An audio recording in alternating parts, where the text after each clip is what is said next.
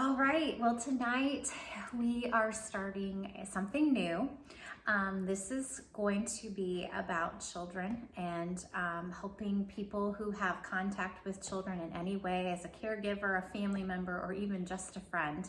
How to do some things at home to help their development.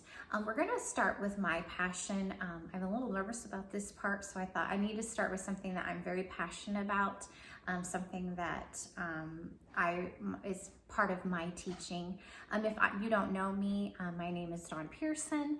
I have been a teacher for 22 years. And something that you might not know me if you know personally is that I now teach kindergarten, but I also am a reading interventionist. So most of my day is spent with the kindergartners. I teach everything from reading to writing. The only thing I don't teach right now is math.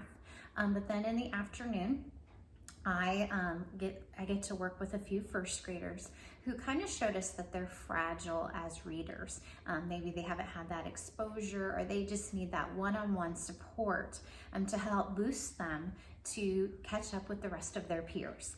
And so I get to work with those kiddos, and I love that.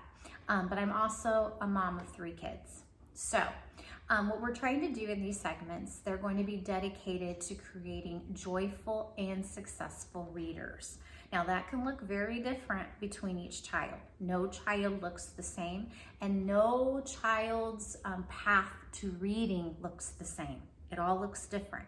And so as teachers, we have to have that background. But as parents, we're just trying to create an environment where they can flourish. So the first thing that I really want to talk about is just encouraging you to realize that reading is not about perfection. Sometimes as parents, we see a child who doesn't know a word, or when they were reading, they said it wrong. They said the wrong word, and we want to jump right in.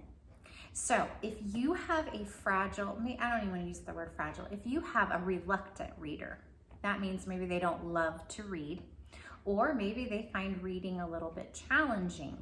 I have a challenge for you to think about this week.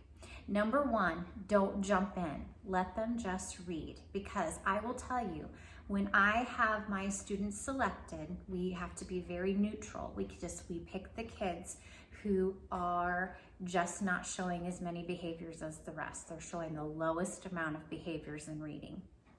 I cannot assume anything. I can't assume what I think they do know. I can't assume what I think they should know. I take that child and I try to move them forward. Now, as parents, we have to step back sometimes, because sometimes a reluctant reader isn't about the reading process. It's about their confidence. So we want to boost their confidence. My first 2 weeks as a reading interventionist, I don't teach anything new to the child. I use what they know that I've seen through their behaviors, and I just boost their confidence. Now I will tell you that typically within that time, even though I'm really not teaching, I'm modeling, I'm helping them, they will bump up about 2 reading levels in those 2 weeks, which is very fast. Usually we think of, it depends on the age, but kids can develop that. It takes a little bit longer. But sometimes the biggest thing holding them back is their confidence. So that being said, parents, sometimes we have to step back and we have to let them make mistakes, because how are they going to notice they make mistakes if we always fix it for them? So that is something to think about when your child is reading to you at home. It is okay. Now, you can do some things, but right this week, I really want you to boost that confidence. Maybe that child made a meaningful attempt. Maybe it sounded good. Maybe they made it sound like they were talking. Say, I really loved that part. Leave those other parts for later. Leave those other parts for the teacher to take care of. So really at home, we want to be those cheerleaders. But I do have something that I would encourage you to do. We have all these assumptions about what reading should look like because it was the way we learned. Now again, no one's reading process is the same. Our brains are all different, and we all learn to read in different ways. Your child may not read the exact same way you did. So this week, when you're reading your Bible or you're reading something in a magazine or you're reading a chapter in a book, maybe even one of your favorite books, or just pull out a book, I want you to take some time to read a couple of pages. As you're reading, I want you to notice about how you're thinking. Okay? Think about, do I think when I come to a word like in the Bible and it's a place that I really don't know how to pronounce, do I go letter by letter like I'm asking my child to do?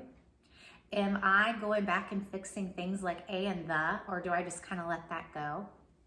So think about those things the way that your reading is processed. And it might give you an idea of thinking about your child and what we are expecting them to do.